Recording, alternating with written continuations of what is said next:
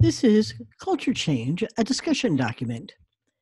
It's a discussion document for many clients and for others who are interested in how to assess their current culture for their organization, regardless of what type of organization it is, and how to better understand what that organization's employees, staff, would really like to prefer that culture to become.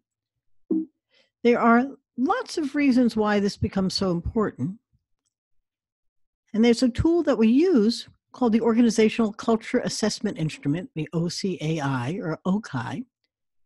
And I want to talk today in this PowerPoint presentation about why you should think about using it.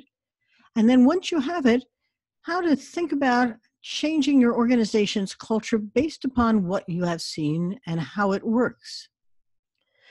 The first question we often get, and typically it's from an HR person or an organizational development person, they often say, we have a new CEO or president or new executive, and they really want to better understand the culture that we have today, and they want to create one that is far more, and you can fill in the blank. We've heard all kinds of things. That they want to have more rules, more results. They want to have more customer focus. They'd like to have more entrepreneurial spirit. They want to empower their folks. Maybe they want more teamwork. The words are varied, but by and large, they don't really know what the culture is today, and they don't really know what it should become for the future, and whether that's actually good, or it's just something that's momentary. Culture is extremely important. Culture is the essence of who people are. They come together to share common values, beliefs, and behaviors. So when we start to talk about culture change, it's important to know, what is your culture today anyway? You've been recruiting for it. You've brought in people who fit it. The people who have stayed like that culture. They value the same kinds of things as their colleagues do. They know what to talk about at lunch. Now, the idea of changing it isn't to be casual. It's serious. And what will you change it to? What are the dimensions of it? Will the new culture actually get the results that your strategy is designed to achieve? Culture eats strategy for breakfast, lunch, and dinner. It really overwhelms whatever your strategy is, because if it is not aligned with the values, beliefs, and behaviors of your people, culture, it will not work. And what kind of culture change process will stick? This is part of the reason why this OCAI has become so popular and valuable. Change programs often fail. As many as 75% of company efforts to change fail entirely or create negative results. McKinsey did excellent research on this, and they found that 70% of company efforts to change went nowhere. And as soon as the effort ceased in some fashion, people went back to what they had always done. So regardless of what they were doing, Fortune 500 companies found only 20% achieved their quality objectives. 40% said they were a complete flop. Whether it's re-engineering or TQM, even strategic plans that become shelfware, downsizing, it's very difficult to change people, and people are your organization. I like Tony Robbins' quote here. Change happens when the pain of staying the same is greater than the pain of change. Think about it. We often say if you want to change, have a crisis or create one. People hate to change, even when they know that they have to in some way, even if they know their generational differences. It doesn't quite matter what the reason is for thinking about culture change. It's only when the pain becomes quite profound that people really pay attention. You need a fire drill and an emergency room. What is culture anyhow? In the very simplest, culture is a way you think, act, and interact. Humans are cultural animals. We give meaning to everything. And we don't live alone. For us to interact with others, we need to share common values, stories, beliefs, and ways of doing things. We don't want to think about it each and every time. It's the habits that take over. Successful firms really have intentionally built cultures. Now, humans are very clever and creative creatures. If you don't build a culture, they will build one for themselves. They cannot live without it. It's part of who they are as humans. It's the essence of who they are. And if they come in and they're aggressive and competitive and they want to win, they'll build a culture all around those things that they value. And if they really are very much into entrepreneurship and they like visionary ideas, they're going to do that too. So successful firms reduce uncertainties and create a social order so people know what to expect. That expectation is extremely important. People come to work every day and they want to know what to expect. It also creates continuity and key values and norms. Think about your onboarding process. You're trying to share with somebody coming in new what you value, what you believe in, and the way you get things done. It also creates a collective identity and a commitment to that identity. It becomes the brand. And if you have a good, strong brand that you're marketing, you want to make sure you're living it. Living it is that culture. It expresses a vision of the future and energizes forward movement. People need to know where they're going, and they can only follow you if they have a clear understanding of what this means for them. Now, this is all fine as long as it's not the wrong culture. And the wrong culture can take you down the wrong path, and you won't even know it till it's too late. Organizations, once they have a culture, that culture hates to change. The reason that it's so powerful is that humans have evolved because they've had cultures that are shared from one generation to the next, from one group of employees to the coming of the new ones. And that consistency has made it very powerful as a vehicle for our survival. So these values, beliefs, and behaviors are the way we do things here. And even if they're not working, and you know they're not working, the continuity of those cultural values is very powerful. And in the process, adherence to a clear set of consensual values makes it very difficult for us to say, well, those were good in the past, but now we want them to change to something new, but we haven't quite figured out what those are yet. Cultures can foster adaptability. So on the one hand, I've been talking about how they create consistency and continuity, but they also can be cultures that foster adaptability, innovation, value creation. But they do it by providing a clear set of principles to follow when designing strategies to deal with new situations. So innovative companies know how to do innovation. Companies that are adapting to culture change among their clients know how to do that. The innovative companies build a culture of idea generation. They have methods for testing prototypes. They understand what the return on that investment should be. And they really have approaches to engage staff around new methods of doing things. So it's not simply, ad hoc or sort of casual. Innovative cultures are extremely well designed to do innovation. Departments within an organization may have their own subcultures. And I'm sure you're seeing that in your own organization. Marketing may have very different values than sales or human resources from engineering or finance. It is very interesting that the line organization often is disconnected from the support staff that are there to support them. Systems engineers act differently than those who are implementing them. I had one wonderful client situation where their system engineers thought all the clients were really stupid. That was very interesting. Not a good alignment at all with what the clients needed. And in many ways, they didn't know what the clients needed. So you can have different companies with a different focus on what you value and how you act. And you have different departments who may as well. And all of that can work well if there's a shared culture across the organization. What do we all think about when we are part of an XYZ organization? 1, 2, 3 accounting firm. We belong to this firm and share common things. So when we say to somebody, why do you like working there? You can tell them why. It's a glue.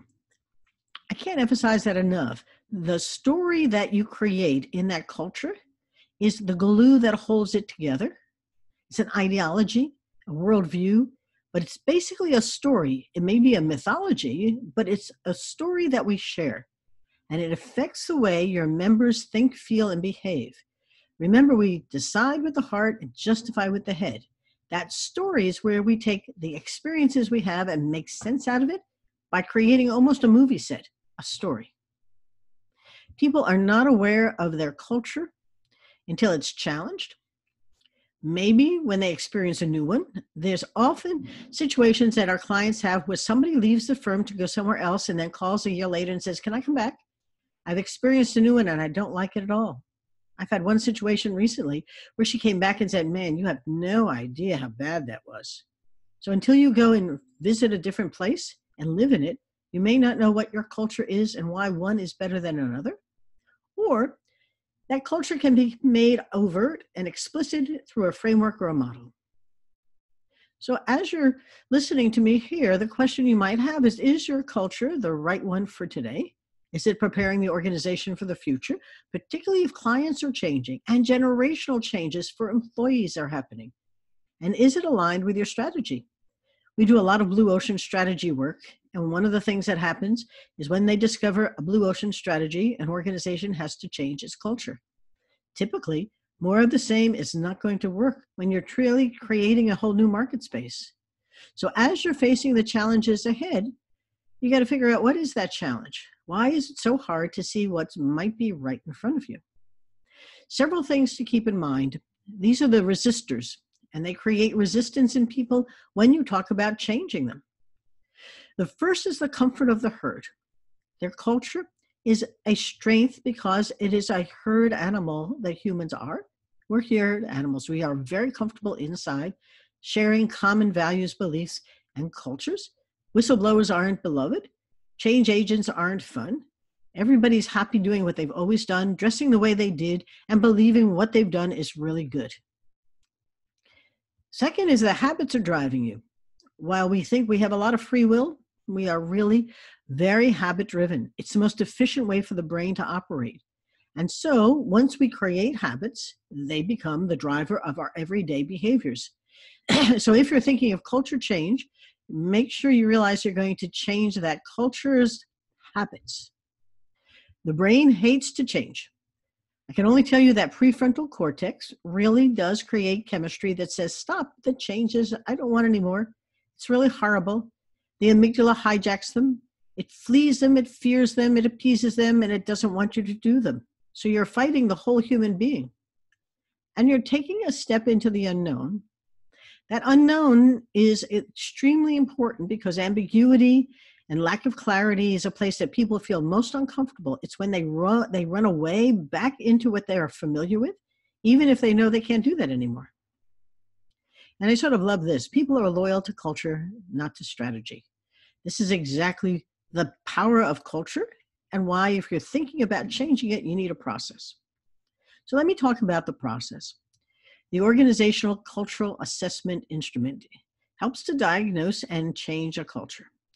It's a methodology that was developed at the University of Michigan, and I always like to give credit to Dr. Kim Cameron and Dr. Robert Quinn. They built this out of the competing values framework that Dr. Jeff McGrath has, and it's extremely well researched and very well established as a serious model of method, theory, and survey approach to capture what a culture is in an organization and how it could be changed. There are 6 dimensions that have the underlying part of these 4 types of cultures. One is the dominant characteristics of the organization. What is it really like? The second are the leadership styles and the approach that you take. What type of leader is there in this organization? What do you encourage in leadership? We'll talk about them in a moment. The management of employees, extremely important. How are employees treated and what is the work environment? Is it one of the best places to work or one place that we just work? Excuse me. The glue, organizational glue, what holds it together? The strategic emphasis, what areas drive the organization's strategy? Where are you going? And the criteria of success, how is victory defined and what gets rewarded and celebrated? Now, when we look at it like this, there are 4 archetypes here that came out of the research around those 6 dominant elements of a culture. And if you've taken the OCAI online, and you can take it for free, there's a single one, ocai-online.com. It's an excellent way for you to understand the dimensions of how we diagnose and prefer to change an organization. The 4 archetypes are like this, and then I'll go into more depth. I'll start on the right top. The adhocracy First, the model is on top, organic processes with flexibility, individuality, and spontaneity. And on the bottom, mechanistic processes with control, order, and stability. So there's this tension between the things that are flexible with lots of individuality and things that have order, control, and stability. Then on the left, we have a focus on the internal maintenance. The whole focus is on smoothing activities and being well integrated. And on the right, competition and differentiation. These are powerful and different ways of thinking about how we're going to exist. So we start on the top right, the creative part has lots of visions and empowerment of staff, and it's very creative. On the bottom left, hierarchical organizations are very controlling. The rules rule, different set of values. I'll describe them in a moment. Above hierarchy is the clan, very collaborative, a lot of focus on teamwork, on building our staff and really getting along. And on the bottom is the market competing, driven organization that's focused on the customer, on results, and are really differentiating themselves. There is no good culture. There are lots of good ways to combine these into good cultures.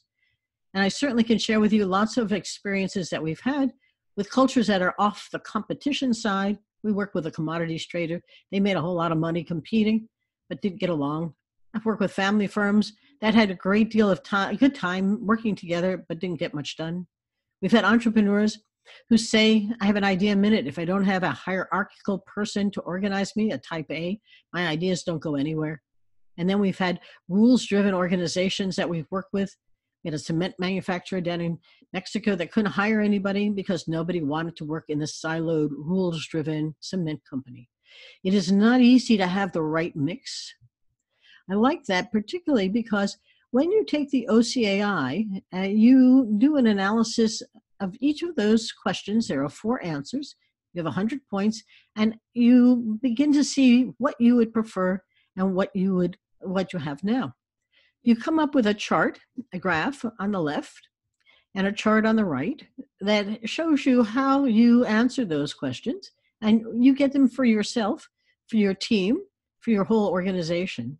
And it allows you to begin to create a common platform for discussing the culture of today against a standard like this and what you would prefer to be. In this particular case, the now folks are really not badly balanced, but there's a lot of hierarchy in there, as you can see. 29.8 is quite strong, and a lot of clan or collaboration. What they would prefer is a lot more adhocracy, a lot more creativity, empowerment, self-starters, much less rules, at least enough to allow them to take some risk.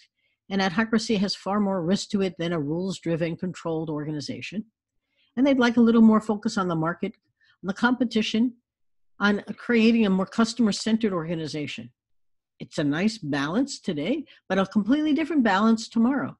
As I said, there's no good or bad. The question is, in the story that I just told you, they want to shift their focus from organizing processes and controls to giving people more power and enabling them to be self-starters. Now, I made up those stories for you. We're working with one client now several years, and that's just what they wanted to do. But it is very difficult to know what these archetypes mean for you. Let me go down a little bit deeper so you have a better understanding of it. A hierarchical, controlling culture, dominant characteristics, internal maintenance, with a need for stability and control. A leader type, good coordinators, organizers, efficiency-minded. That cement company was very full of good organizers and very efficiency-minded. The management employees, secure employment and predictability. A lot of rules governing this. Glue, a very formalized, structured place to work. Some people love that. I was a banker for many years. People loved the banking structure, hierarchical, controlled, and regulated. The emphasis on rules and rule following, processes and procedures. The successes were dependable delivery, smooth scheduling, and low cost. A lot of efficiency talk here. Inwardly focused and disciplined, concerned with improving quality and cutting costs out of production. That could be you. On the other hand, The collaborative clan has an internal focus with much more flexibility. Leader type is very fatherly or mentoring. The management employees, that they're very involved and engaged.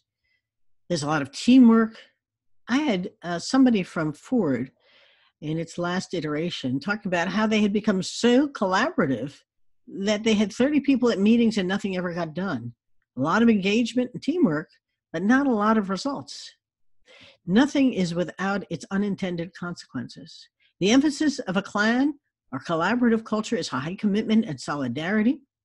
I had a family firm with 49 family members working in it. It was very committed to each other, not necessarily very productive. And the success was sensitivity to the customer and concern for people. The organization places a premium on teamwork, participation, and consensus. Is that you? The dominant characteristics: external focus and flexibility. A leader that's an innovator, an entrepreneur, a visionary, empowers his individual initiative and freedom, creative problem solving. Commitment, the glue is a commitment to experimentation and innovation. I had a healthcare client, their chapter in my book, and they were very much into becoming more collaborative and creative. And the problem was they didn't know what those things meant. It was very interesting because to be more innovative in the emergency room was not something they wanted to do too fast. And collaboration meant that their different unions had to get along. Their emphasis, though, was being on the leading edge, gaining unique and new products or services. And the organization would encourage individual initiative and freedom, a dynamic entrepreneurial place to work. A competitive market economy, a market company, has an external focus and is results driven. The hard drivers, producers, and competitors, tough and demanding. Those commodity traders were really drivers, producers, competitors, and very demanding of themselves. The management of employees, competitive and goal-oriented. We look at market share all the time. We did some work with Starbucks in Canada. They wanted to become more innovative and collaborative, but they were market-driven and very competitive. The glue is a focus on customers, competition, and delivering results. An emphasis on winning. Market share is talked about often, and defined in terms of market share and penetration. The organizational style is hard driving, competitive, results-driven, focused on reputation and success. So let me share with you one client story. This client had a very well-established legacy company that was losing its business, but it had a lot of cash. It went out to buy other companies and to diversify its income streams and its focus. So it took a look at its culture because it had acquired multiple new companies. And in the process of acquiring them, realized that they really didn't behave the same way that the home company did. So the executives took the time to really take a look at their culture from the OCAI perspective. Now you need to take a look at, this is the executives' OCAI. And we always start with the leadership because unless the leadership knows what it thinks, it's going to be difficult to interpret what its employees think. So this was a current place where the clan was 26. Nice. Adhocracy was almost non-existent. The innovation, empowerment, risk-taking, not much. Market-driven, results-oriented, absolutely off the charts. Hierarchy, very powerful.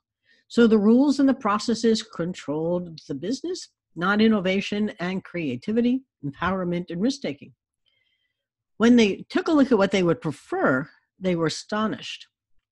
They wanted to be much more creative, like much more creative. Going from 9 to 27 is almost an exception I haven't seen too often. The market really wasn't going to change much, but hierarchy was really going to be reduced.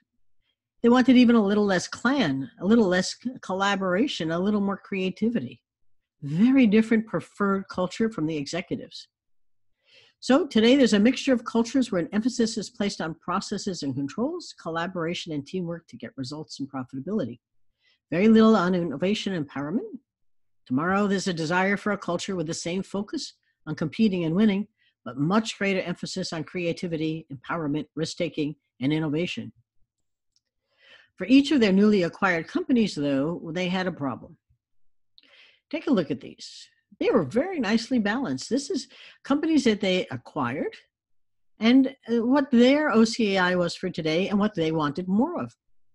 Now remember, many of these were family firms where the acquisition meant that the family leader was no longer going to be the head of the company, and new people came in. But they weren't getting the results that the acquiring company expected, and they wanted to understand why. But what's so interesting about it from an OCAI perspective is that they were pretty competitive and balanced to start. There was a nice red mark there. If you look at the graph, the clan had 23, adhocracy 18, market 30, and hierarchy 27. That looked pretty good. What they wanted to shift to was more collaboration and creativity and a little less focus on the market and the hierarchy. Often, the best managed companies are right around that center. Neither of those were particularly disturbing.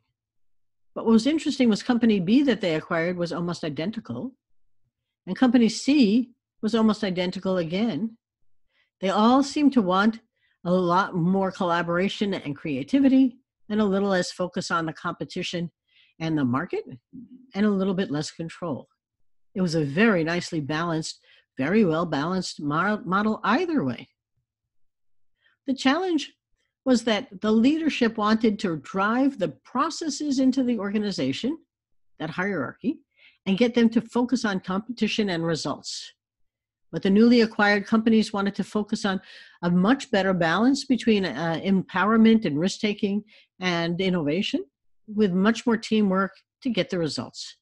Different concepts, stories about what they thought was the best way to achieve the return on this investment that they had made.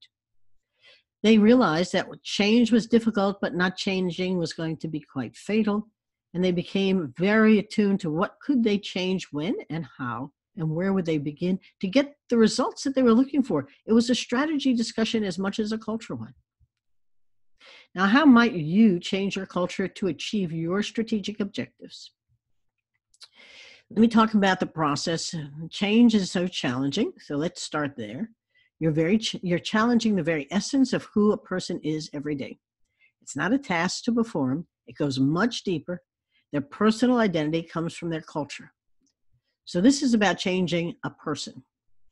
What we've learned, a lot of this is from the neurosciences, and it's a very interesting work, but people will change their minds, and that's what you're changing, and their behaviors. If they see others, particularly leaders, colleagues, and staff behaving differently, they are not going to risk stepping out of line. They don't know what the new is yet. So to change is very risky. And people mirror each other unconsciously. They are mimics. We're monkeys. And they bond through watching how we behave and sharing them intuitively. Without really saying, this is what I'm doing, you watch each other. And then you become part of the herd. The second is I'll change my mind and my behaviors if I understand what is being asked of me and it makes sense. People buy with the heart, justify with the head, but they're thinking about what you're saying. How does it feel? They want congruence between what they believe and what they have to change. So don't underestimate the importance of telling them why over and over and over again. In one situation, we've been working with universities that have declining enrollments. And until the faculty and staff really see the numbers and the projections and why they have to change, it's not easy to change. And then when they see it, they have an epiphany and they go, that's what we have to do. Training. I'll change my mind and my behaviors if you develop my talent and my skills. I can learn new ways to do things if you invest in me. There are, coming out of anthropology, different theories about how leaders see their organization. There's one theory X where you see your folks as being lazy, they come to work to make a living, but they're not very engaged, and you don't think you can trust them to learn new things and empower them to get things done differently. Then there's a theory Y that it's the opposite. We really do think we have talent. We've bought them, we've hired them, we've brought them into the organization, but we haven't empowered them yet. So we're going to train them, but we're not going to train them by taking them to courses. We're going to train them with active learning. We're going to have mentors and coaches. This is all about a new performance. And then I'm going to change my mind and my behaviors if I see you changing the organization structures. That cement company that was very siloed realized that if they were going to change and be more innovative and collaborative, they were just going to have to change the silos and break them down. The way we do things, this is very active learning. If all we're doing is saying the words but not changing the way we're doing things, it won't work. Rewards and recognition, don't start there, but don't forget them. People like a smile and a hug. And the more times you use them as showmen and let others see what it is they've done and celebrate their accomplishments, you will be amazed at how people want to mimic the stars. And the way we celebrate their achievements matter. So take a serious look at what you're doing now. Does it enforce today's culture? Will it work for tomorrow's? Can we change them? The way we try and explain this is by focusing on typical behaviors. So if I want to become more creative, more externally focused, and adhocracy, we do new things. We change and test. We innovate. We build a vision. We empower and allow risk. Those are understandable. They are very different than the control culture on the bottom left that wants stability. They do things correctly. They structure workflows. They build processes. They create reliability. And they use data and analysis. And the rule might rule. Those two are often tense. Too much of one or the other creates an impasse, a roadblock to really moving forward. The yellow collaborative culture, they do things together. They build relationships. They have teamwork and engagement. And on the bottom right, they're a competitive culture that do things fast. They compete. They deliver results. They're hard driving. They're focused on the customer and they outdo the competition. That competition, the market culture on the bottom right, red, and the collaborative culture often are at odds with each other. One is very focused outside and the other inside. And it becomes quite interesting. We did the OCAI with a transportation engineering firm on the West Coast, and they had multiple offices. And one office took the OCAI and was off the charts on the red. They were extremely competitive, and they were bringing in a lot of business. But they had very little collaboration and much less innovation than the leadership thought they should have. On the other hand, another department, another office, had collaborative culture to the extreme. They were off the charts up on the left corner, and they rarely got any bids done correctly, on time, but they were really happy with each other. I had family firms that really loved each other but didn't get things done, and very powerful companies who were so focused on the outside, they had great returns but didn't get along. So as you're thinking about this, think about it in common language, and the OCAI can help you see, feel, and think differently about your culture today and what you would like it to be. There's a process here, and we can take you through the process. It's very systematic because this is not about an ad hoc, once in a while. This is a journey. I think of it as changing the stage on which you're performing your business. And you're asking people to write a new script, rehearse it, play a different role, stay on stage and act differently, and somehow turn the place into a new kind of organization. You can do it, but you need a process. And it does take some time. And it takes some expertise, often from the outside, to keep moving people forward. But I will tell you that it also takes people inside to be skilled at doing this. If not, they will easily go back to their habits. The 8 principles we like to follow. First, clearly define your change and map it out. Make the undesirable essential. See what you're trying to do. Keep your language simple. Start at the top, but teach the front lines. That OCAI is taken by everybody. For one healthcare system, we had 65% of their 2,500 employees taken. It became credible because we had such good penetration. Understand and use the culture you have today to your advantage. Are you moving it dramatically or just incrementally? An accounting firm we're working with wanted to become more innovative, empowering, and it had to begin to get people to trust that if they made a mistake, it was okay. And we've put together a personal development program for them so that we can build different kinds of skills in the very staff who are very good CPAs, but not very good as entrepreneurs. Tie the changes to strategic and emotional benefits. Make it all work together, get it aligned. Remember, we buy with the heart and justify with the head. Encourage behavior shifts. We often hold a symbolic funeral for behavior that we don't want to see anymore. We make it come from back of the stage to the front of the stage, and we say, we're not going to do this anymore. This is not just ideas. This is changing the way we get things done. The silos are no longer acceptable. How shall we change them? And support your changes with a formal framework. But it's a very engaged process. My favorite quote from John Kenneth Galbraith is, faced with the choice between changing one's mind and proving there is no need to do so, almost everyone gets busy on the proof that there's no need to do so. Thanks for the opportunity to share this with you. I hope you've enjoyed it. There are lots of ways that we can help you assess your culture and change it and begin to see why it's ready for a new kind of culture that you can enjoy.